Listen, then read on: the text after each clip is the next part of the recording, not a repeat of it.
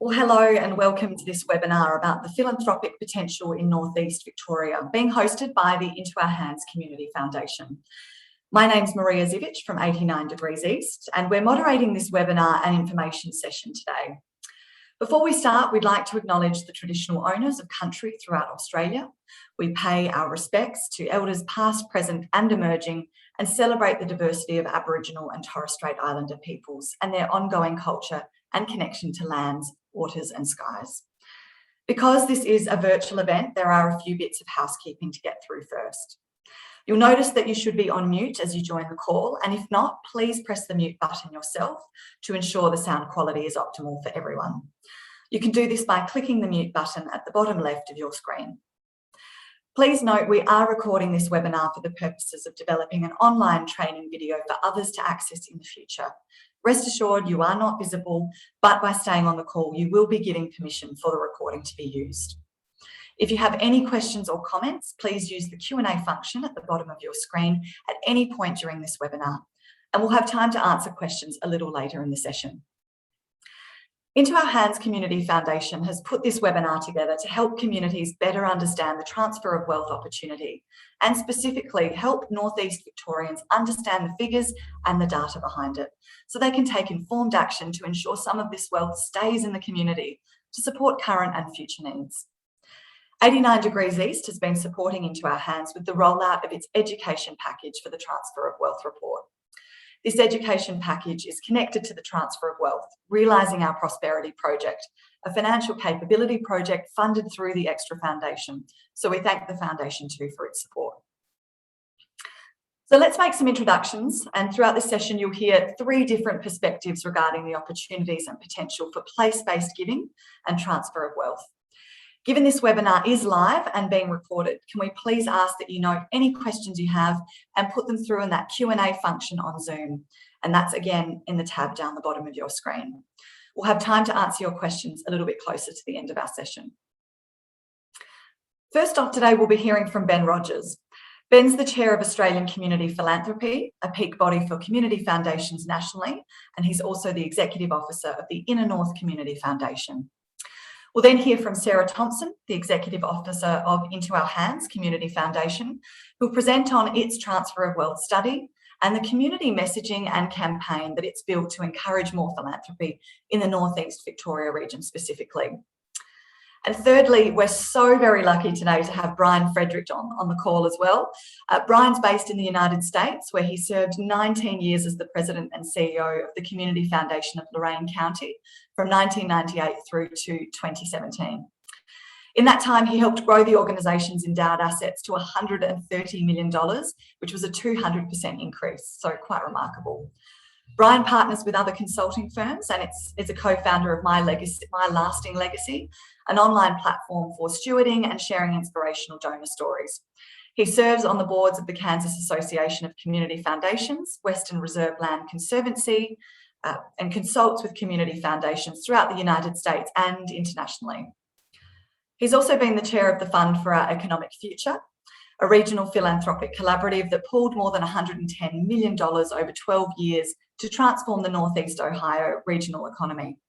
So he has a lot of experience with transfer of wealth methodology and strategy to grow place-based philanthropy. And we'll hear about some of his valued experiences today. And finally, we will have some time to hear from you. So we want your questions to come through. We want to be able to answer them today. So this session should run for about an hour, and we'll get right into it now. I'll start with you, Ben Rogers, from the Inner North Community Foundation. Ben, can you tell us a bit about the transfer of wealth opportunity in Australia and why this is of interest to the community foundation sector? Absolutely, and thank you so much for your opening comments, and thanks everyone for making time to think into the space today. I think with my role as the chair of Australian Community Philanthropy, I get to talk with and be in touch with people across the country that are passionate about their local place, and they're passionate for lots of different reasons. And that work comes out in lots of different ways, but there's a thread of value and of contribution, of participation about thinking about how to make local communities stronger and more prosperous and more vibrant. And for those that are dialing in today, that is something that's driving you as well. So I thank you for giving up time this morning and also for your personal and professional contributions that you're making. I'll start with a couple of brief comments about community foundations and the model, and then talk about how transfer of wealth is and how we're thinking about transfer of wealth opportunities in Australia. The model of community foundations is over 100 years old, and it started in the United States. And over time, it's grown and spread to other places in the world, and across the world, there are about 1,800 community foundations. And within Australia, there are 40 that are often place-based and thinking about how local people can pool their assets and their time and their knowledge and their networks to have lasting impact for the place that they call home. They have different inception stories and different reasons for being, but there is a common thread of people that are deeply passionate about their communities and are thinking about place-based giving over the longer term. Part of the network is a sense of partnership and collaboration. So, you know, the connections that we have with other community foundations across the world helps bring some of that knowledge and share expertise from other people's experiences. And so I recognise Brian for your great work, and thank you so much for dialing in today, and the other community foundations on the call as well. Generally the model of community foundations involves people giving into a central fund, the money being invested, the principal retained and dividends granted every year to the things that people care about. There are different ways that this plays out for different communities, but generally it's about many donors giving to many things. It's a plurality of multiplicity. I think the value of community foundations is being a safe pair of hands for community funds, as well as a broker of knowledge and relationships. Can I get the next slide, please? This slide here talks about some of the spread of community foundations in Australia currently. I think over the last 20 years, it's grown and developed in different ways in different places. And our role as Australian Community Philanthropy is to grow the network and with a view that people across the country will have access to a local community foundation. We know that community foundations have impact. And if I could get the next slide. Some of that impact is absolutely financial. It's about how do local community groups receive the resources that they need to do the work that needs to be done.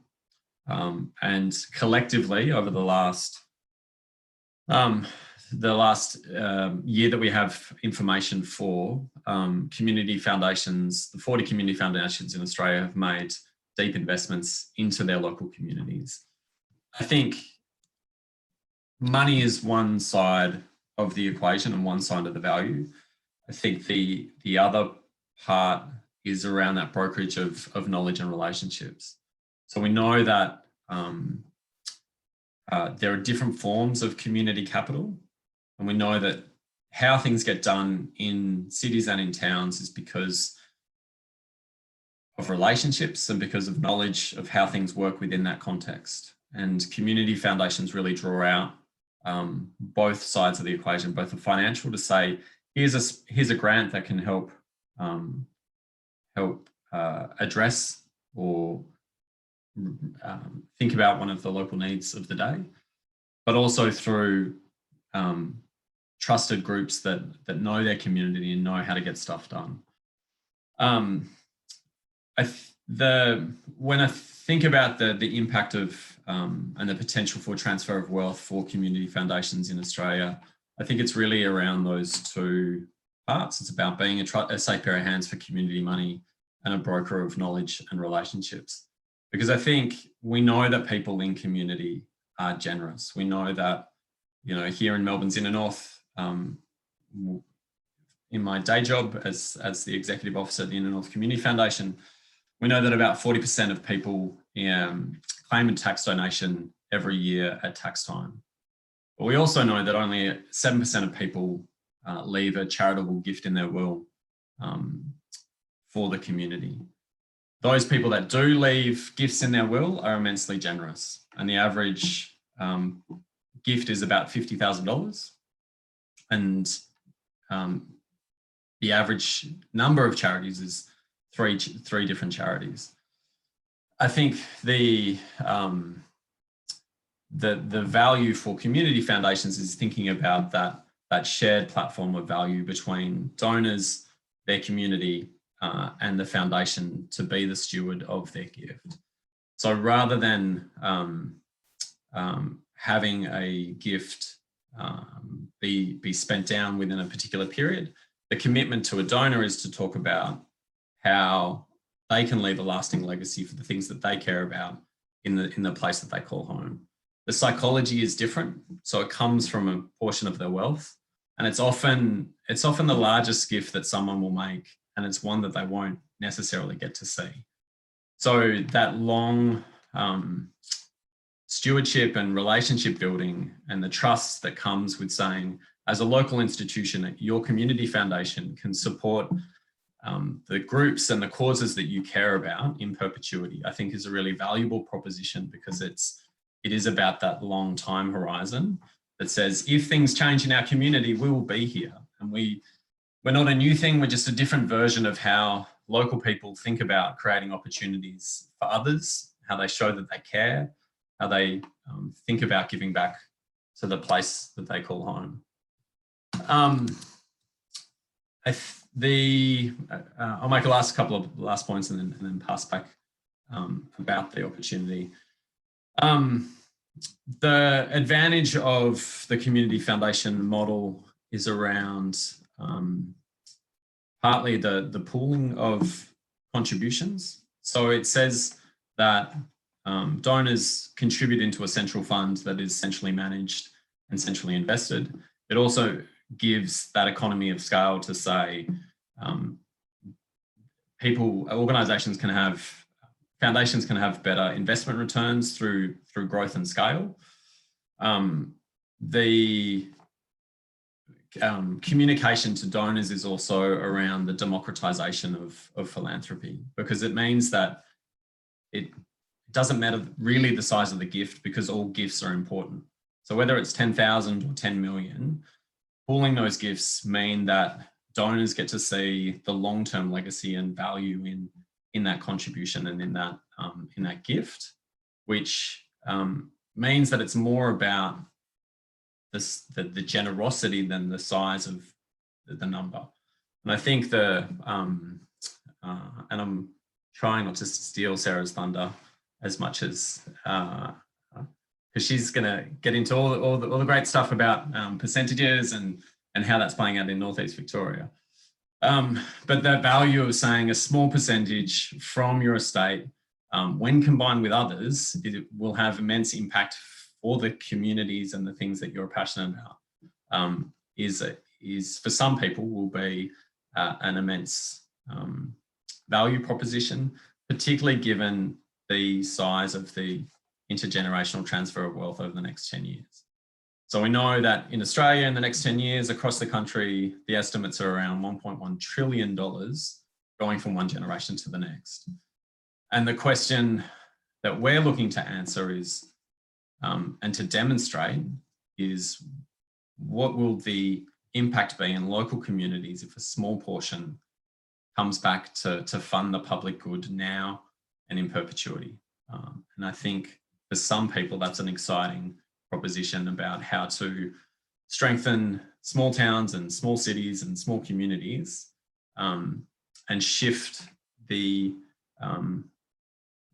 conversation around how do we do this together, and how do people from this community contribute to the enduring benefit of this place. I'll leave things there, Maria, and pass back to you, and look forward to the questions and the conversations in a little bit.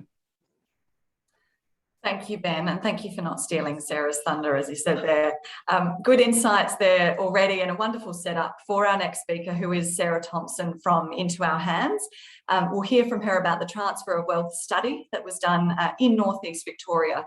Sarah, what were the findings in that report, and what does this mean for your region and community? Thanks, Maria, and thanks, Ben, for that lovely introduction to community foundations. And I guess I want to start with some of the points that Ben made and pick up on them as to why Into Our Hands looked at transfer of wealth and is now in the midst of a transfer of wealth campaign. Into Our Hands Community Foundation is a small and fledgling foundation, and I had been involved with community foundations for about 5 or 6 years before coming into the role here in Northeast Victoria. And our origin story was around fire and disaster. So when I came into the role, what I was looking for is a way to have a conversation with community about giving and about, I guess, increasing the behaviour around giving in our place and in our region. And so that's where I started to look into different models of philanthropy and campaign models, essentially, that could help philanthropy grow. And I was looking for something that was a bit different and that might allow us to grow corpus more quickly. That's countered with the fact that community foundations across Australia have not been growing at the same rate as other foundations or private ancillary funds. So I felt that there was a sector benefit into looking into this, and I actually need to credit Matt Farlett from the Australian Centre for Rural Entrepreneurship for planting the seed. He had experienced some of these transfer of wealth strategies and seen them for himself in Nebraska in America during a Churchill Fellowship. And he said to me, you should be looking at this, you need to be looking at this. And so that's where the journey for us started. And when I started to look into it and the research around the findings and the history of it in America, and it has been going for about 30 years in America, I was very excited. I felt like we had the right ingredients in our region to look at transfer of wealth and to mount a campaign. But I also felt that for the sector, this linking of giving, the case for giving, and community economic development and regional placemaking was a strong one, and I thought that I could get this work funded. So that was another important factor. So in terms of the opportunity in Australia, people probably have heard these figures before, but over the next 20 years, we're going to see about $3.5 trillion transfer across the country, and that's growing at 7% a year. And this is basically happening, as people probably know, that, as baby boomers get older and they're passing on their estates and their wealth to loved ones. So, just looking at those high level figures at Into Our Hands and, within the community foundation sector, we're quite excited about what this opportunity presents for regional rural places, and particularly for the community foundation sector, when we know that there's a lot of community foundations in regional rural areas across this country. We also see it as a major piece of data that could be used to benefit the non-profit sector generally. And the data has a lot of other uses. So, we see a lot of banks and private investment firms and other philanthropic services now becoming more interested in these data sets and methodologies. So just moving to the slide, today what I'm going to cover is I'll cover the forecast for our region generally and give you some high-level takeouts. And then I'm going to look at some of the messages coming out of our campaign and how we're talking to our community about how we want to activate giving for the long-term benefit of our region and what that new conversation is looking like. And lastly, I'll touch on the key elements of the campaign around just 5%. And moving into more practical ways of getting involved in this kind of philanthropy and with your local community foundation. So if I just go to the next slide. So this report was published at the end of 2019, and it's called Our Prosperity Realised. I need to credit the Australian Government, Building Better Regions Fund, FRRR, June Canavan Foundation and the Alpha Meg Steel Fund from being with us from the get-go with this and helping us to fund the publishing of this report and the early planning around the campaign. As I said, it was inspired by the stories from the US and particularly the regional development arguments that they were able to show in Nebraska and Ohio and Kansas. Our report covers 4 LGAs: Mansfield, Indigo, Alpine and Wangaratta, and the forecast period is 2016 to 2066. I should also note that this report and methodology was something we worked with the United States on to look at how we could bring a methodology that was sound to Australia and what data sets we could use. And we couldn't have done that work without our partners, SEER Data and Analytics at Sydney. They have been a great data partner and immediately understood the value of this work and what we wanted to do with it and the power of it. So I need to credit them with helping us prepare that methodology. And now that methodology is basically available to the Australian sector. So just moving on to the next slide. The highlights of our research and findings for North East Victoria are explained in this slide. So for the next 50 years in North East Victoria, our numbers that are transferring are about 17.5 billion to the next generation. And as you can see, that's broken down there across the 50-year period and showing that the peak period is in 2041, when transfer figures will peak at about 2.8 billion for the region. As you can see, Wangaratta is making up nearly 40% of that wealth transfer in our region. And that's because this rural city of Wangaratta has a bigger population than the other local government areas. But I should say that most of the wealth in Wangaratta is concentrated on the outskirts of the LGA, so where people hold land. And in saying that, Mansfield and Indigo in particular, have higher land values. So the wealth per capita is a little bit higher there, even though when you look at it from a population base, they're not contributing as much in terms of wealth transfer.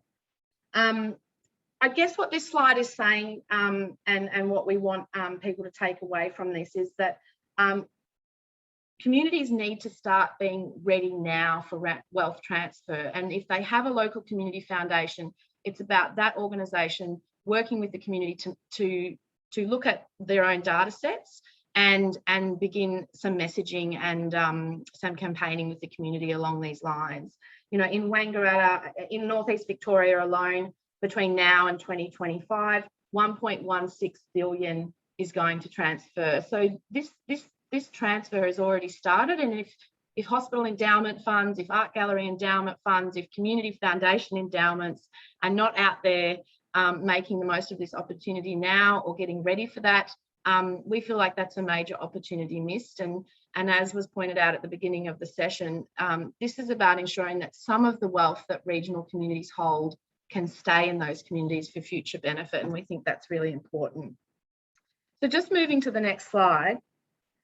So where is some of this wealth coming from? When is it transferring? And why would people choose this kind of legacy giving or end of life giving approach? So it's probably not surprising to people that in regional areas, this wealth is coming from thrifty retirees. So we're talking about tree changers, people who have moved from big cities and downsized and maybe cashed in on more expensive properties to less expensive properties in the regions.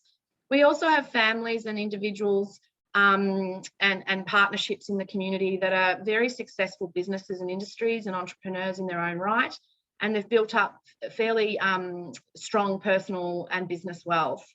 The big thing in regional communities, which is important, is this farming family and farming business aspect to what we're doing, and the idea that baby boomers who are coming off farms are downsizing, and there's trigger points to have conversations with them about philanthropy and their families about philanthropy during the estate planning process. And that's going on all the time here in this region.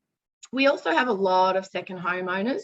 So they're not captured in the study and their wealth is not captured in the study, but we know they're here, particularly in places like Mansfield and Bright and around Beechworth.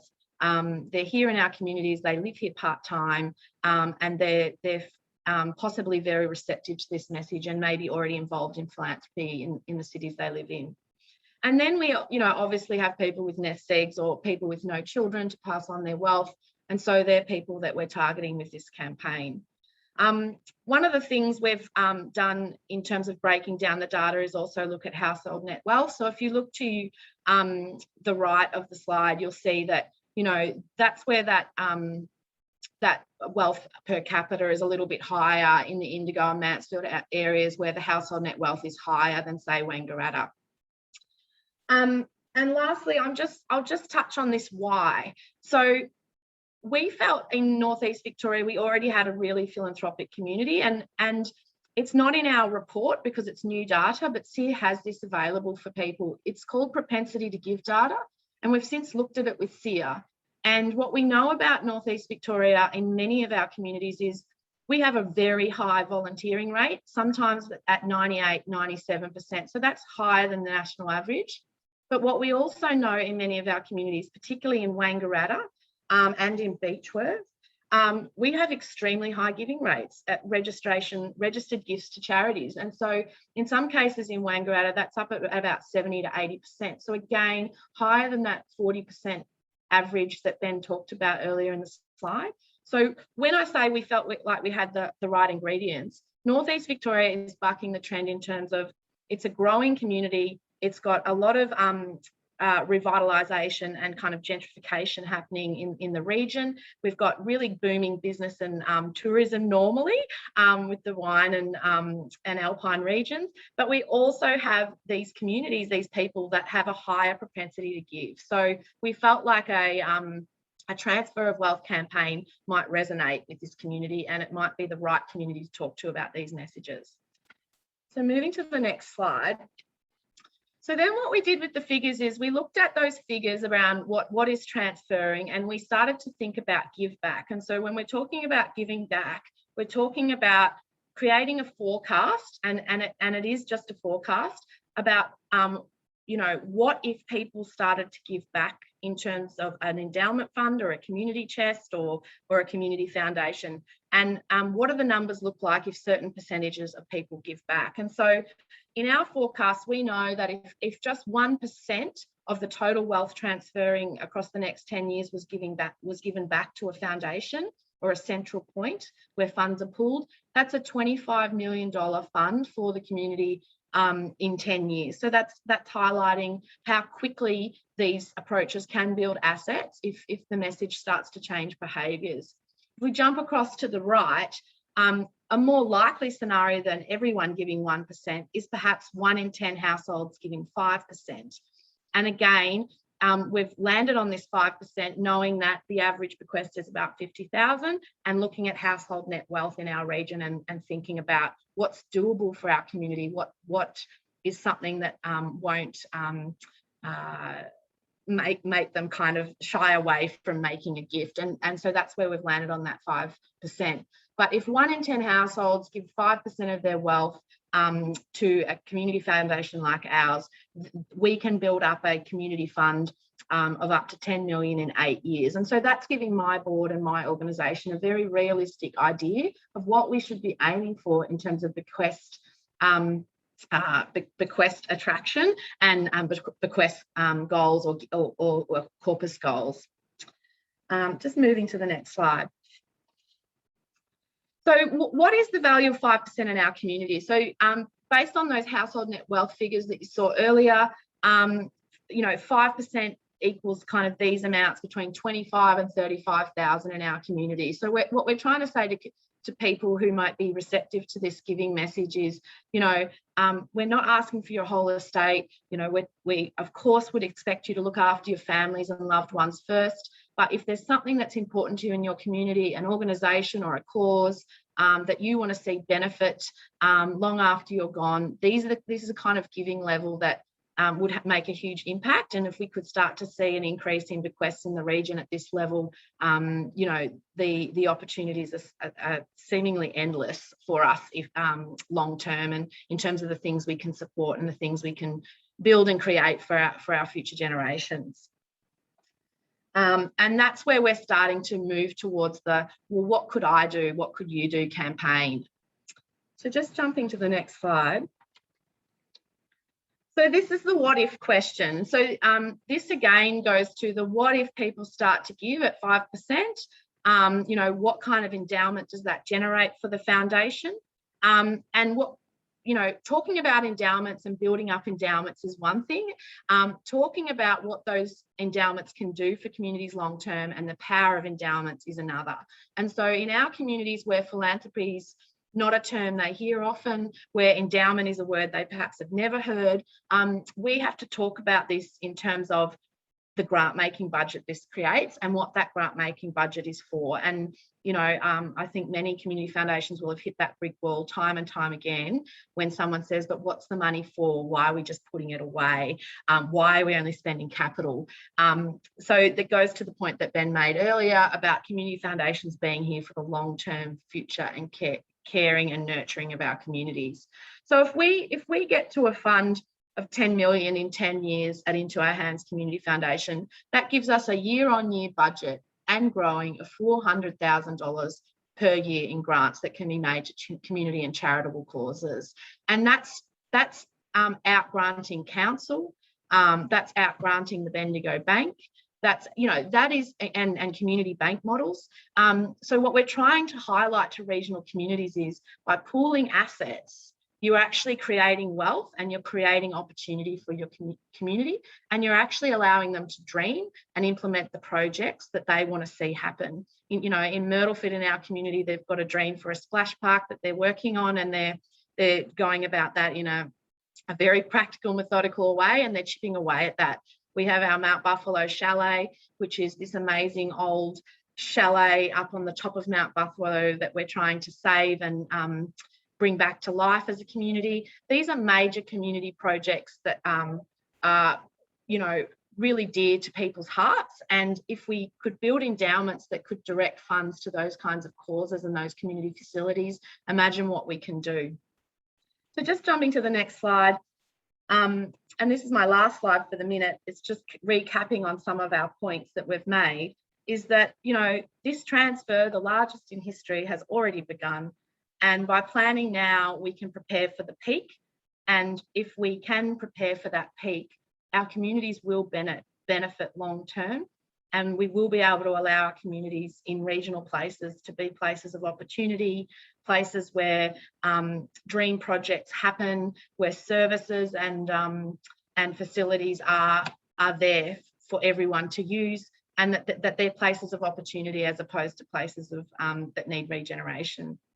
And we're working with Australian Community Philanthropy to help get this message out to other community foundations, because we just think that this model, although it's not the golden kind of silver bullet for community foundations to grow quickly, it is one other piece in the kind of toolbox that can help community foundations grow as a sector and help regional community development.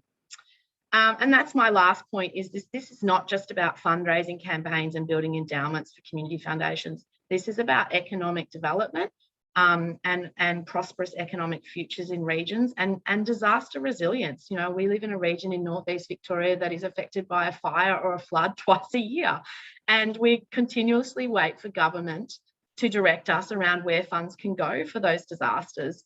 So this is about communities having resilience and being prepared for what's thrown at them. And so I think that's really exciting.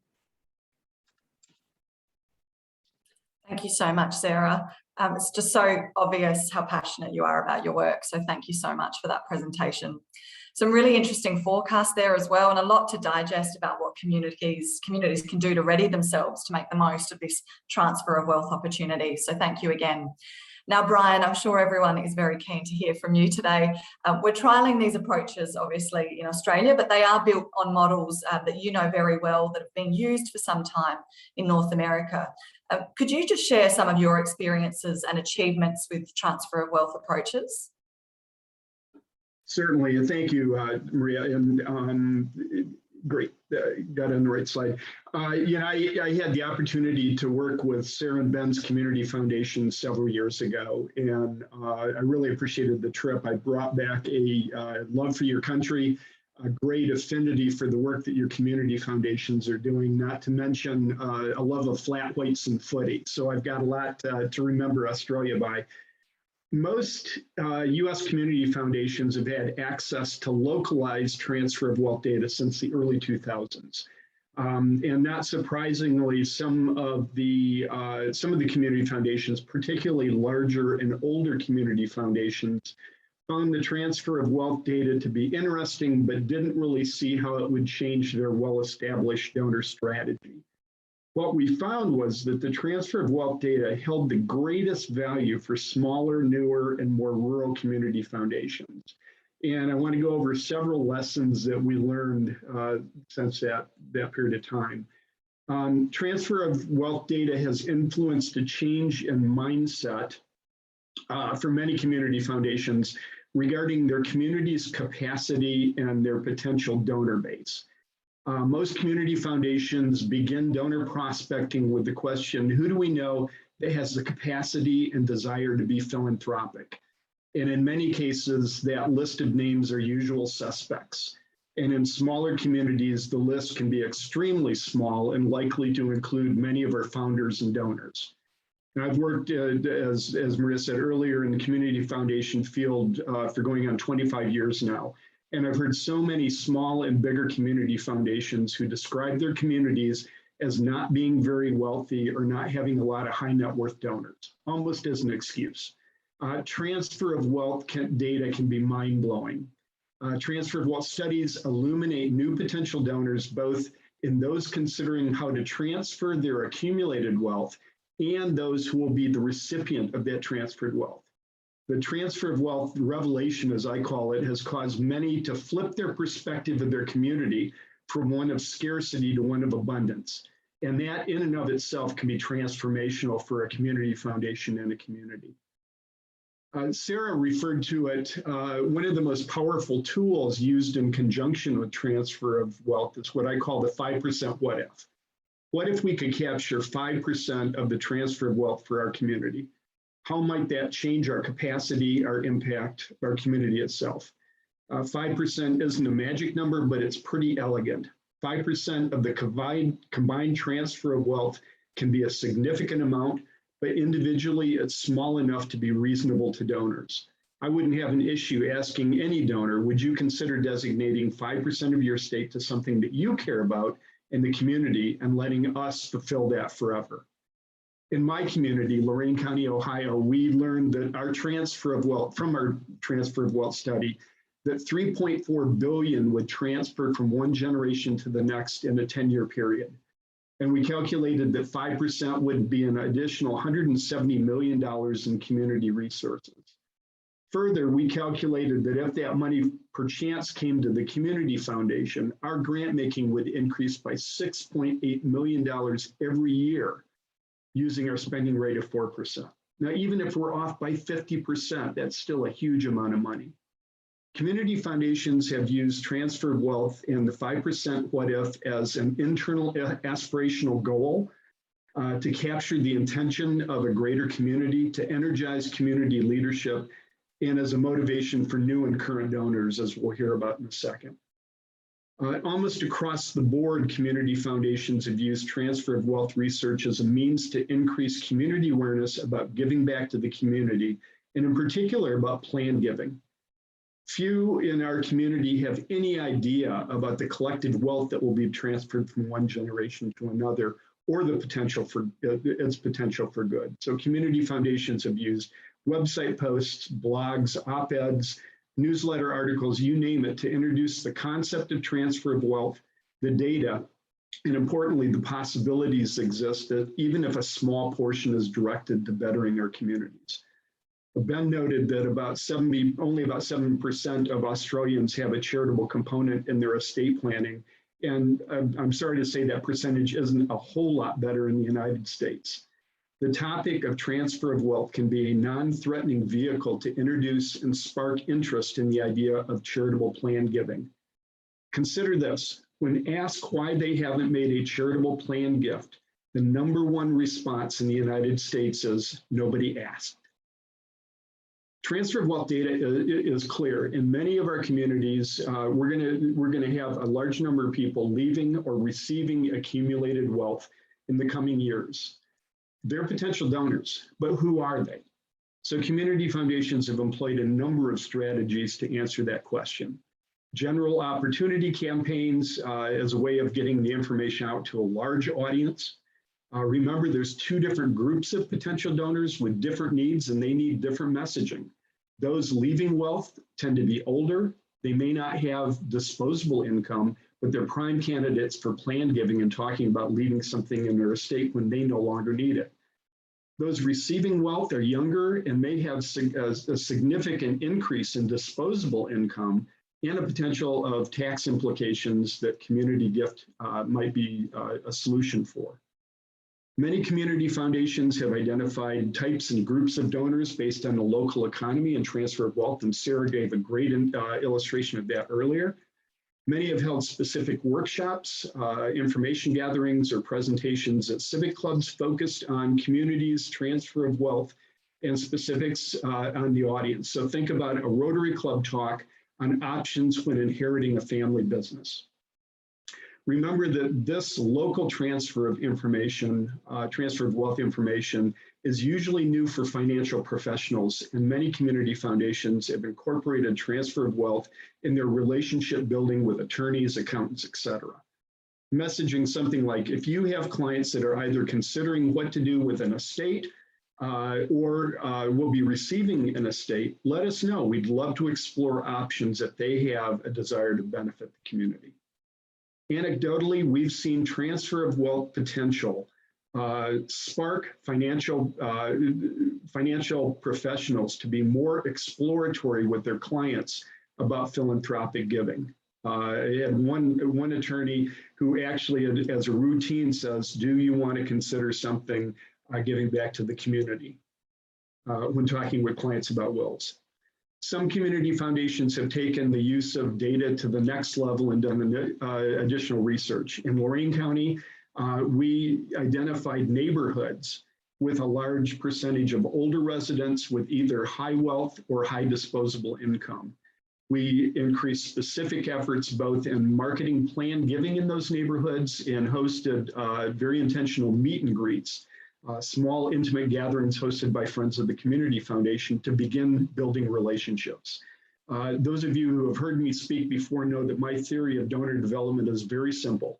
They need to know you, they need to like you, and they need to trust you. It's a process, and we can use transfer of wealth as part of that process of relationship building. During a community foundation's formative years, donors fall into four categories. Those that contribute to fundraisers or campaigns, those who make regular gifts, those who establish their own funds, and even fewer those who make planned gifts. Transfer of wealth can be a non-threatening means to talk with current donors about making a planned gift. So the sequence can be really simple. Introduce the transfer of wealth data and the massive potential for the community. Explain how the community foundation is trying to encourage capture of some of that opportunity and how something like 5% could benefit the community. And then ask if they've considered a planned gift. And then importantly, listen. This can be a particularly useful tool for community foundations that don't have a strong planned giving program or for individuals that are reluctant to talk to their friends about giving. Next slide, please. So here's a couple of examples of general opportunity awareness campaigns. The first is a white paper from the community foundation that I was at in Ohio. On the right is a website post from the Community Foundation of Collier County in Florida. Next slide, please. The Chronicle on Philanthropy, which is the US's preeminent national monthly philanthropic magazine, even ran an article on the transfer of wealth in this 5% what if.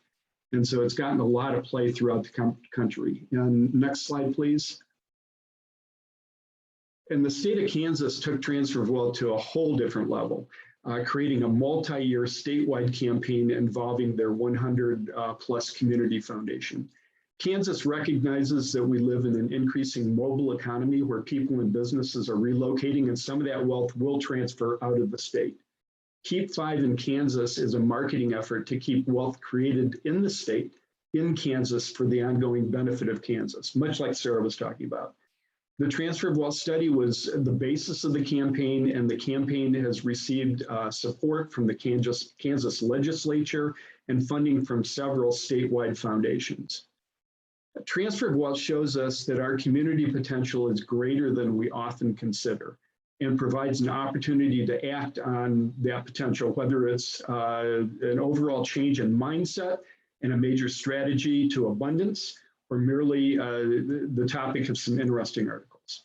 I look forward to any questions you might have. Thanks a lot. Thank you very much, Brian, for that. As always, and we expected this, some really truly amazing case studies and great insight from you on what's been happening in the United States. So thank you so much for joining us from the US. It's obviously nighttime there now. We really do appreciate that. As Brian alluded to, we will be taking questions. So you can start having a think now. If there are any questions that you do have, I urge you to put them in that Q&A function, which is at the bottom of your screen in Zoom. You just press on the Q&A tab and then you'll be able to enter your question there. So please start entering those questions now. While we wait for them to come through, we'll return to Sarah and Ben. I urge you to jump in here as well. What can communities do to get started with this approach, particularly if you're a donor and this resonates with you? How can you actually act on this idea?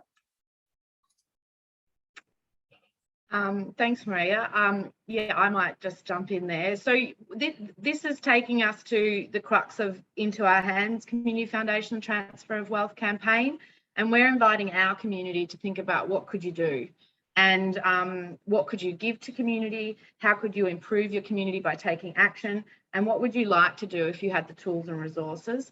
And we're also saying to our community, if not you as a local, then who?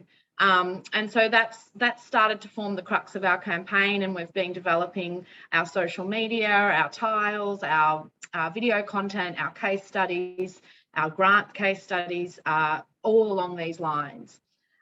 Just jumping to the next slide, if people want to get started with this, with planned giving, there's obviously very practical ways they can do that through talking to their local community foundation.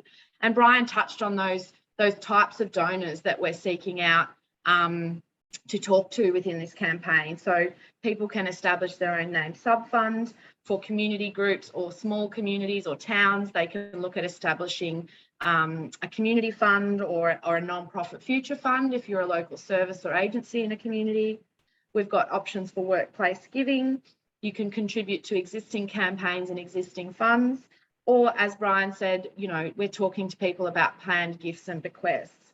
I should just note, and Ben might want to comment on this too, is that, you know, from a sector-wide approach in terms of transfer of wealth, we do have a working group, a steering group, looking at transfer of wealth for the community foundation sector. And there's about 3 to 5 community foundations already using transfer of wealth data to change the way they campaign. And we meet quite regularly to share what we're doing and to develop, I guess, knowledge in this area, with a view to using that to support the Australian Community Philanthropy Network. And the possibility might be that ACP do use that as a campaign to help build up foundations, and the idea of how community foundations can be used to build community assets.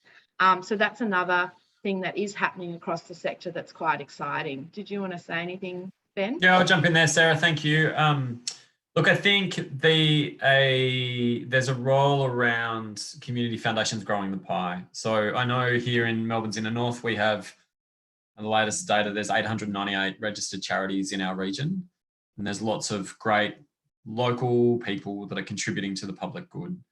Part of our role at the foundation is making great grants and making investments into our community to remove the barriers that those groups face and the people that they serve face, and making sure that we have the things that we need in our community so that people can thrive. The foundation also has a role in growing the pie and thinking about, over the next 20 years, the challenges that we face as a community will become increasingly complex. But the desire for local people to respond is the same desire as what happened 50 years ago as it will in the next 50, right? So that sense of tapping into people's inherent desire to contribute, to participate, to think about getting involved with the things that they care about, that have made meaningful impact in their lives and that they want to give back to so that other people can experience that, I think is part of our stewardship role. And those messages, whether they're in Wangaratta or in Wodonga or up in Warrnambool, or I'm just trying to think of other W names up in New South Wales, but are the same, right? They're the same kind of desire from local people. I think I'll steal some of Brian's thunder here and talk about named funds need three things. They need a name, they need a purpose, and they need fuel. And so if we think about that framing for donors, it's really just thinking about what are the things that you're passionate about and that you want to contribute to, and where does that fuel come from? And it can come from assets now, or it can come from assets later. But it's thinking about how to spark that generosity for people. And absolutely there's a role for ACP and the network in communicating what works and what sparks conversations across the country. Because I think it's a conversation that typically we don't have with people. And I think it's one that, given the events of bushfire and coronavirus, people are really focused on place. And I think there is an opportunity now to spark those conversations with some people. Thank you both.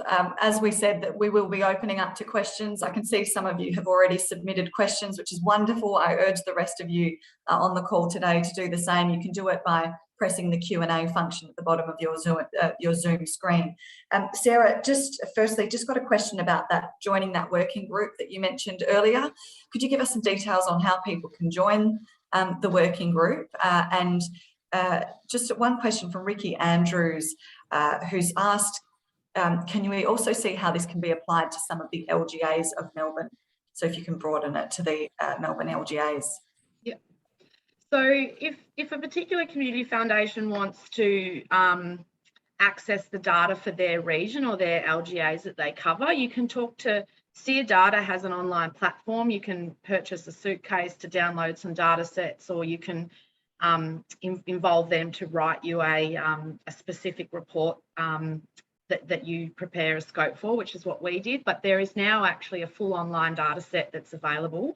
It does cost some money, but by us pioneering the methodology, hopefully it's a little cheaper for you. So that's about accessing transfer of wealth data sets. In terms of the steering group, and again, I'll defer to Ben a little bit, but it's a fairly loose group. I think there's about 4 of us that meet about once a month, and ACP and myself kind of lead it. Yeah, if you'd like to join, just send Galind Schultz an email and see how we can involve you at the next meeting. I think the other thing to note is that the national application around how to roll it out nationally, there are some active conversations. I mean, I think, you know, the challenge is always around resourcing, right? And funding philanthropy is part of the work of ACP to make that case to funders around the value of saying community foundations are a perfect vehicle around public value and public funds, and are well placed to be stewards now and into the future for that. It aligns with some of the other strategies for Philanthropy Australia and other places, and, you know, we're having conversations with people. And of course, I would think it was a good thing. You know, it's just finding the right funding partners to help support the resourcing of it. But it's active conversations, and we welcome input from members and from other people around how to contribute and participate. Thanks, Ben. Just got a question for Brian, if we can go back to Brian. You've talked a lot about, you know, how this has all worked in the United States, but what kind of tangible changes have those approaches supported in the communities you've worked with? What are the actual sort of tangible outcomes? Can you give us a bit more insight on that? Sure. Bria, I think the biggest tangible impact that I've seen is that it has increased the aspirations of smaller community foundations to take on things that they never would have considered before. We had a lot of smaller community foundations that were their desire or their view of growth was, how can we have a bigger fundraiser next year? And that is not going to significantly increase the community's endowment. You've got to be looking at planned gifts and capturing wealth in the long term. We now have a lot of community foundations, smaller rural community foundations that are actively involved in economic development directly. They're doing impact investing in their communities. They're actually taking a portion of their invested assets and making them loans to small businesses and try to spark innovation. We're seeing smaller communities begin to work together. We're seeing smaller community foundations that are beginning to do that exponential growth curve from giving much quicker than they would have if they hadn't had that mindset change to one of abundance. And, frankly, I think you've got one of the first test cases or case studies into our hands in Australia. And looking at the change from when I was out a couple of years ago into this campaign, and how Sarah and crew are really taking a whole different look at the community and what's potential within that community. So yeah, the tremendous amount of growth, a tremendous amount of strategy, and I think it's also brought smaller community foundations to the table to realize that a lot of the tools that are used in larger community foundations still work. You have to adapt them a bit, but they can still work in smaller communities. Thank you, Brian, so much.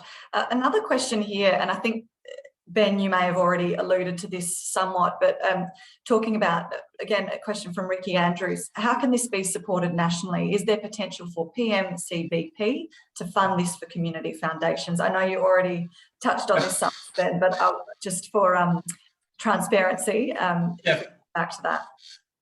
Oh, look, I think there are elements to a national campaign around how to activate donors and how to think about building those relationships of trust and longevity. I think we know that just having the right tax endorsements and just having the right vehicles isn't necessarily going to unlock people's giving.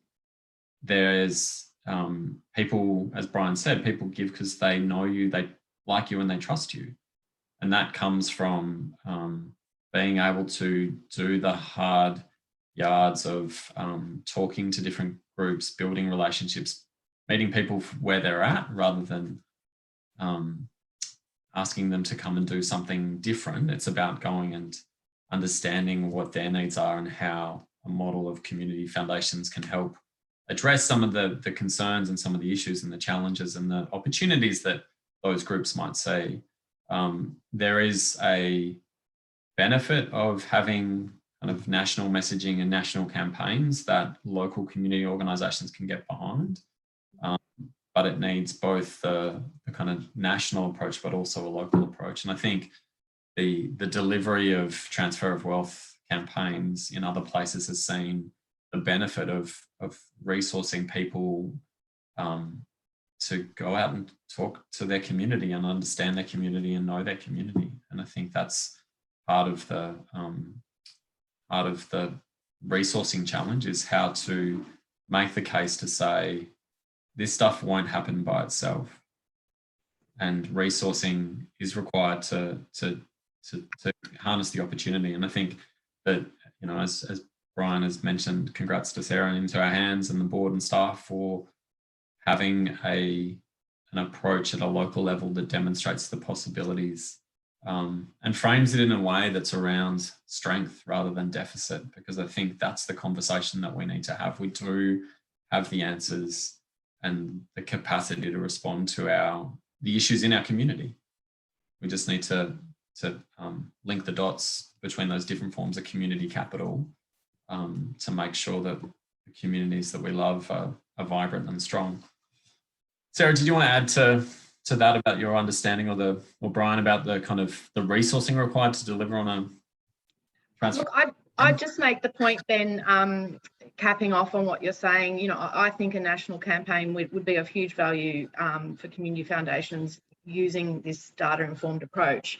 But in terms of getting this work funded, I think it's really important, as you say, to take a strength-based approach, but to talk to funders about the economic development value of, as you say, investing in knowing community and working with community to facilitate gifts for the long-term future. And some people may say that is fundraising, but I think if you could say to this community, if Wangaratta, the Give Wangaratta Fund, which is one of our funds, has $20 million in endowment in the next 20 years, that is a long-term benefit and impact that government cannot do on the ground. It cannot create that itself. And for a fairly small investment in transfer of wealth campaigning and messaging and support with advertising and field offices, which is the crux of where the funding goes for this kind of work, you can have a major impact 10 years down the track. So it's that downstream argument around economic development that we keep talking about with funders, and it seems to be resonating. Thank you so much, Sarah. And Ben and Brian, it's been a really great session today, and unfortunately it's all we have time for. I'd like to thank you all for joining the session. We hope you did find it interesting and thought-provoking. Into Our Hands will be circulating that full presentation and an edited version of the webinar and the discussion, which will all be made available on the Into Our Hands website in the coming weeks. Feel free to connect with any of the speakers if you have any further questions that you'd like answered. We'll also send a short feedback form, and we'd love if you could spend just a few moments completing that for us to improve on sharing this information and growing the understanding of this data-informed fundraising model. Thanks again for your time, and have a wonderful day.